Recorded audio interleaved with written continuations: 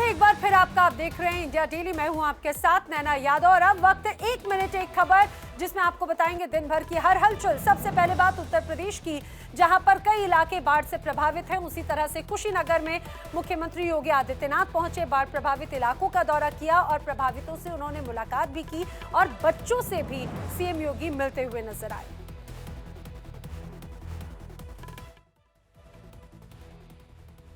मुख्यमंत्री योगी आदित्यनाथ बाढ़ क्षेत्रों का दौरा करने कुशीनगर पहुंचे, जहां उन्होंने बाढ़ प्रभावित ग्रामीणों से मुलाकात की, उनका हालचाल पूछा और उन्हें राहत सामग्री वितरित की। साथ ही उन्होंने सहायता राशि का भी चेक दिया। लोगों को उन्होंने घर की चाबियां भी दी और उन्हें सिलाई मशीन और फोन समेत दूसरी चीजें भी वितरित की।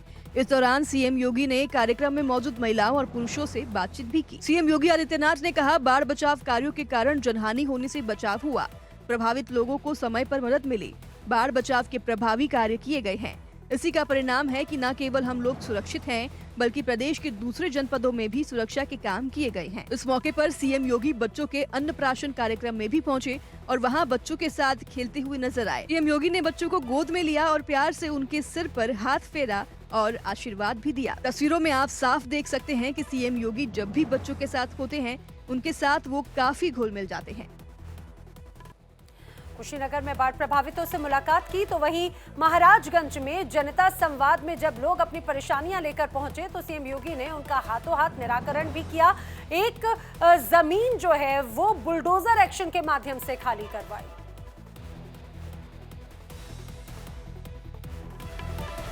यूपी में अवैध कब्जे और अवैध इमारतों पर कार्रवाई करने का सिलसिला लगातार जारी है और बाबा का बुलडोजर सुपर एक्टिव मोड में है। ऐसी एक तस्वीर महाराजगंज से सामने आई, जहां योगी सरकार का बुलडोजर ऐसा गरजा कि कब्जाधारियों में हड़कंप मच गया। महाराजगंज के नौतरमा तहसील इलाके में प्रशासन ने खलिहान की जमीन को अवैध कब्जे से मुक्त कराया। प्रशासन के नोटिस को कब्जेदार लगातार नजरअंदाज कर रहे थे, जिसके बाद बुलडोजर एक्शन हुआ। तस्वीरों में आप देख सकते हैं किस तरीके से योगी बाबा का बुलडोजर बिना रुके अवैध कब्जे को ढा रहा है। खबरों के मुताबिक पुरैनिहा गाँव के रहने वाले रामनाथ ने मुख्यमंत्री जनता दर्शन में सीएम योगी से इस बात की शिकायत की थी। इस मामले में मुख्यमंत्री ने गंभीरता लेते हुए राजस्व टीम को जल्द से जल्द कब्जा खाली कराने का निर्देश दिया था और जिसके बाद ये कार्रवाई की गई। रविवार को राजस्व विभाग की पूरी टीम अपने दलबल के साथ कब्जेदारों की जमीन पर बुलडोजर लेकर पहुंची, जिस पर एक दो नहीं बल्कि कई लोगों ने कब्जा कर रखा था। गौरी, सुरेश, राम केवल समेत आधा दर्जन से अधिक कब्जेदारों से प्रशासन ने इस जमीन को मुक्त कराया। उत्तराखंड में खराब मौसम से लोग अभी भी परेशान हैं। केदारनाथ में बादल फटने के बाद से अभी तक रेस्क्यू ऑपरेशन लगातार जारी है। एनडीआरएफ ने एक बुजुर्ग महिला को सुरक्षित बचाया है। केदारनाथ यात्रा के मार्ग पर फंसे यात्रियों को बाहर निकालने के लिए रेस्क्यू ऑपरेशन लगातार चौथे दिन भी जारी है। आज 373 लोगों को लिंचोली के लिए रवाना किया गया। लिंचोली से हेलीकॉप्टर के जरिए इन सभी को सुरक्षित जगहों पर ले जाया जाएगा। उसके अलावा केदारनाथ हेलीपैड पर भी 570 यात्री हेलीकॉप्टर का इंतजार कर रहे हैं। वहीं दूसरी ओर कुछ ऐसे भी इलाके हैं जहां से लोगों को बचाने के लिए सेना को कड़ी मशक्कत करनी पड़ रही है। केदारनाथ धाम पैदल मार्ग में अपने परिजनों के साथ फंसी वृद्ध महिला को रेस्क्यू टीमों ने पोर्टर की सहायता से सुरक्षित निकाला। तस्वीरों में आप देख सकते हैं कि किस तरह से महिला बचाव दल के साथ आगे बढ़ रही है। मंजिल तक पहुंचने से कुछ पहले एनडीआरएफ जवान ने बुजुर्ग महिला को धैर्य बांधते हुए बताया कि बस हम आपको लेकर सुरक्षित पहुंचने वाले हैं। बुधवार रात भारी बारिश और बादल फटने के कारण केदारनाथ पैदल मार्ग पर लिंचोली, भीमबली, घोड़ा पड़ाव और रामबाड़ा सहित कई जगहों पर पूरा रास्ता बह गया था और दूसरी जगहों पर पहाड़ी से भूस्खलन और बड़े बड़े पत्थर आने से मार्ग क्षतिग्रस्त हो गए थे, जिससे जगह जगह पर श्रद्धालु फंसे हुए थे। वहीं हिमाचल प्रदेश में भी जगह जगह बादल फटने से सिर्फ तबाही का मंजर नजर आता है। यहां पर भी सेना ने मोर्चा संभाला हुआ है और जेसीबी के माध्यम से अब रास्ते साफ किए जा रहे हैं।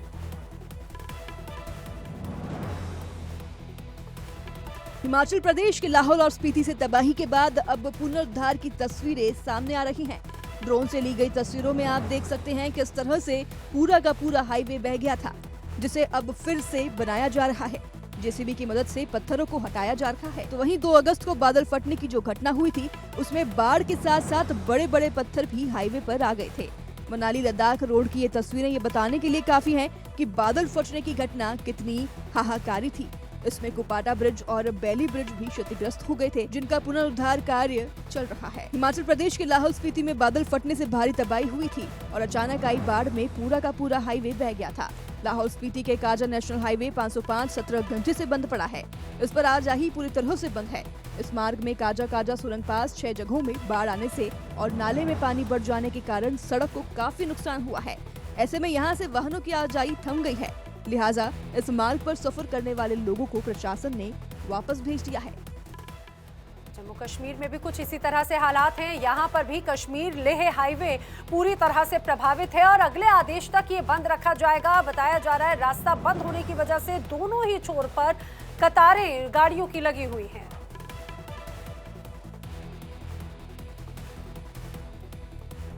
जम्मू कश्मीर के गांदरबल जिले में बादल फटने से आई तबाही के बाद पूरा का पूरा हाईवे बंद करना पड़ा है। जम्मू लेह हाईवे को गाड़ियों की आवाजाही के लिए बंद कर दिया गया है। कई घर और वाहन भी क्षतिग्रस्त हो गए हैं। तस्वीरों में आप साफ देख सकते हैं कि बादल फटने के बाद हुई तबाही से कितना नुकसान हुआ है। गांदरबल जिले के कचेर खान में सड़क टूटने के कारण श्रीनगर लेह मार्ग पर यातायात अगली सूचना तक बंद कर दी गई है, जिससे हाईवे के दोनों ओर वाहनों की लंबी कतार लगी हुई है। राजमार्ग को जल्द से जल्द खोला जा सके, इसके लिए राहत और बचाव कार्य तेजी से किया जा रहा है। बादल फटने से अचानक आई बाढ़ के कारण रिहायशी इलाकों में बनी इमारतों को भी नुकसान हुआ है। जरूरतमंद लोगों को सहायता प्रदान करने के लिए अधिकारी मौके पर मौजूद हैं, तो वहीं राजमार्ग के बंद होने से कश्मीर घाटी केंद्र शासित प्रदेश लद्दाख से कट गई है, जबकि अमरनाथ यात्रा के लिए बालचाल आधार शिविर भी पहुंचना लोगों के लिए मुश्किल हो गया है। उत्तर प्रदेश के सहारनपुर में सड़क धंसने की एक घटना सामने आई। यहां पर पार्षद समेत 6 लोग घायल हुए हैं, जिनका उपचार जारी है। सहारनपुर में दिल्ली रोड पर विनोद विहार कॉलोनी में पूर्व पार्षद के कार्यकाल के पास की सड़क धंसने से कई मकान टूट गए। पार्षद सुधीर पवार और 6 मजदूर भी इस दौरान घायल हो गए हैं, जिन्हें इलाज के लिए अस्पताल में भर्ती कराया गया है। तस्वीरों में आप देख सकते हैं कि किस तरह से सड़क धंसने पर वहां काम कर रहे मजदूर उसमें गिर गए, जिसके बाद वहां चीख पुकार मच गई। उन्हें बचाने के लिए भीड़ इकट्ठी हो गई, तब उन्हें किसी तरह इस गड्ढे से बाहर निकाला गया। सहारनपुर के विनोद विहार कॉलोनी में पूर्व पार्षद दिग्विजय सिंह ने नगर निगम से ये सड़क बनवाई थी, जिसके अचानक धंसने से वर्तमान पार्षद सुधीर पवार गंभीर रूप से घायल हो गए हैं, जिन्हें मेडिग्राम में भर्ती कराया गया है। वहीं 6 मजदूर घायल अवस्था में सरकारी अस्पताल में भर्ती हुए हैं। हादसा इतना खतरनाक था कि सड़क धंसने से आसपास के मकान भी क्षतिग्रस्त हो गए हैं। लोगों ने इन घरों से भागकर अपनी जान बचाई। सूचना मिलने पर पहुंची पुलिस स्थिति का आकलन कर रही है और लोगों से सड़क पर बने इस विशालकाय गड्ढे से दूर रहने को भी कहा है।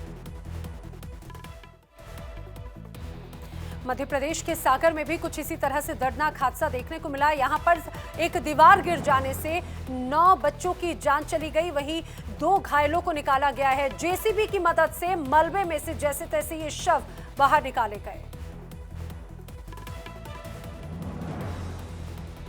सागर के शाहपुर के हरदौल मंदिर में शिवलिंग का निर्माण और भागवत कथा का आयोजन किया जा रहा है। यहाँ सुबह होते ही शिवलिंग बनाने लोग पहुंच जाते हैं।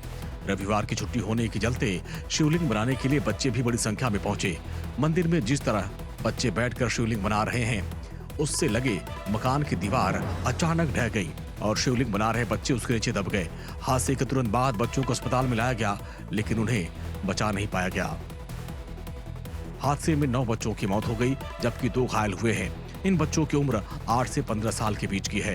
हादसा रविवार सुबह करीब 10 बजे रहली विधानसभा के शाहपुर में हुआ। ये मकान करीब 50 साल पुराना था और लगातार हो रही बारिश के चलते कमजोर हो रहा था। मंदिर में जहां हादसा हुआ, वहां की जमीन भी पानी में धंस गई और जिसे हादसे की असली वजह माना जा रहा है। सूचना मिलने पर मौके पर नगर परिषद के कर्मचारी, पुलिस और स्थानीय लोगों ने मिलकर रेस्क्यू किया। रहली विधायक और पूर्व मंत्री गोपाल भार्गव भी मौके पर पहुंचे। सीएम मोहन यादव ने हादसे पर दुख जताया है। महाराष्ट्र का नासिक बाढ़ से प्रभावित है। गोदावरी नदी का जलस्तर लगातार बढ़ता जा रहा है। आने वाले वक्त में भी राहत की कोई उम्मीद नहीं है। प्रशासन ने तमाम एजेंसीज को हाई अलर्ट पर रखा है। लगातार हो रही भारी बारिश के चलते महाराष्ट्र के नासिक जिले में बाढ़ जैसी स्थिति उत्पन्न हो गई है, जिससे इलाके में गंभीर संकट पैदा हो गया है। गोदा घाट इलाके में बाढ़ का पानी जब भयंकर रूप से फैल चुका है, जिससे जीवन और संपत्ति दोनों को भारी नुकसान पहुंच रहा है। पिछले 2 दिनों से लगातार हो रही मूसलाधार बारिश के कारण गोदावरी नदी का जलस्तर तेजी से बढ़ गया है। इस स्थिति ने स्थानीय निवासियों और प्रशासन दोनों को चिंता में डाल दिया है।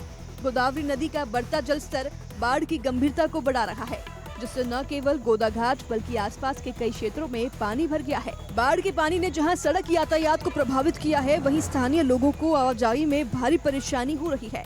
कई जगहों पर सड़कें और पुल बाढ़ के पानी से पूरी तरह से डूब चुके हैं, जिससे आपातकालीन सेवाओं को प्रभावित करने वाली समस्या हो रही है। नासिक में 2-3 दिन से हो रही लगातार बारिश से गंगापुर बांध 85% भर गया है और ओवरफ्लो होने के कारण बांध से पानी छोड़ा गया है, जिसे देखते हुए नासिक जिला प्रशासन में गंगापुर के आसपास के गांव को खाली करा दिया गया है।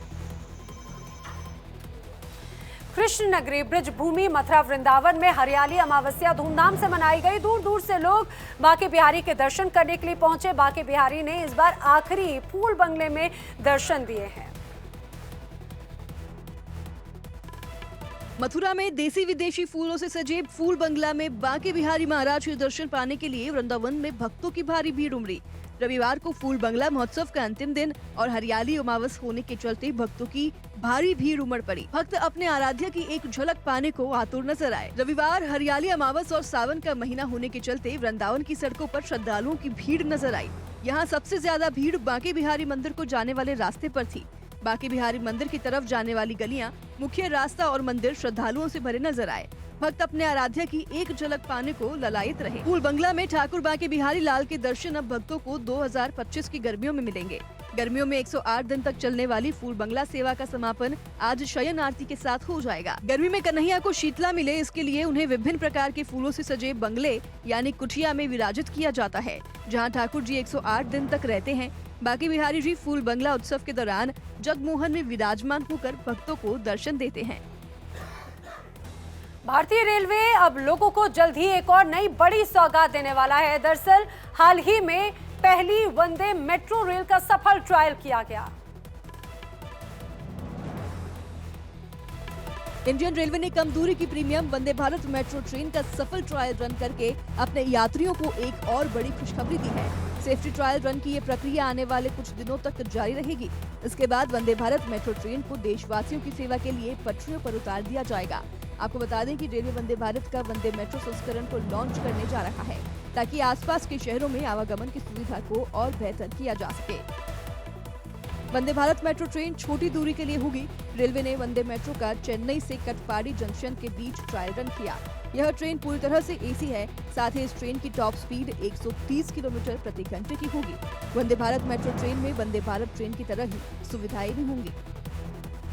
यह ट्रेन चूंकि कम दूरी वाली है, ऐसे में इस कैटेगरी की ट्रेनों में पेंट्री की सुविधा नहीं होगी। इस ट्रेन से खासकर महानगरों में रहने वाले नौकरी पेशा लोगों को फायदा होगा। दिल्ली, मुंबई, बेंगलुरु, कोलकाता जैसे शहरों के उपनगरीय इलाकों में रहने वाले लोगों को भी इससे काफी राहत मिलेगी। जोधपुर में रेलवे स्टेशन का नाम बदलने को लेकर विरोध प्रदर्शन जारी है। प्रदर्शनकारियों ने डीआरएम ऑफिस के बाहर जमकर प्रदर्शन किया, सरकार के खिलाफ नारेबाजी भी की। राजस्थान में जोधपुर रेलवे स्टेशन का नाम बदलने को लेकर रायका समाज के लोगों ने जबरदस्त विरोध प्रदर्शन किया और रैली निकाली, जिसमें शामिल हुए समाज के लोगों का कहना था कि रायका बाग रेलवे स्टेशन का नाम रेलवे की ओर से बदल दिया गया है, जबकि यह उनके समाज की अस्मिता से जुड़ा मुद्दा है। इसलिए जोधपुर रेलवे स्टेशन के नाम में सुधार किया जाना चाहिए। रैली में शामिल हुए लोगों ने डीआरएम ऑफिस के बाहर धरना प्रदर्शन भी किया। वहीं रेल मंत्री के खिलाफ नारेबाजी भी की। इस दौरान उन्होंने रेल मंत्री का पुतला भी जलाया। रायका समाज के लोगों का कहना है कि कई बार रेल मंत्रालय, डीआरएम और राज्य सरकार को पत्र लिखने के बावजूद अभी तक समस्या का समाधान नहीं हो सका है। इतना सब कुछ होने के बावजूद रेल मंत्रालय की ओर से स्टेशन का नाम नहीं बदला जा रहा है। इसलिए अब समाज ने एक बड़ा आंदोलन करने का निर्णय लिया है। अब गांव-गांव जाकर समाज के लोगों को इस मुद्दे पर पीले चावल देकर निमंत्रण देंगे और आगामी 3 सितंबर को बड़ी महापंचायत की जाएगी, जिसमें पूरे राजस्थान के अलावा दूसरे राज्यों से भी समाज के लोग पहुंचेंगे। और इसी के साथ इंडिया स्पेशल में आज के लिए फिलहाल इतना ही, लेकिन आगे देखिए इंडिया बोल रहा है अंजनी कुमार के साथ।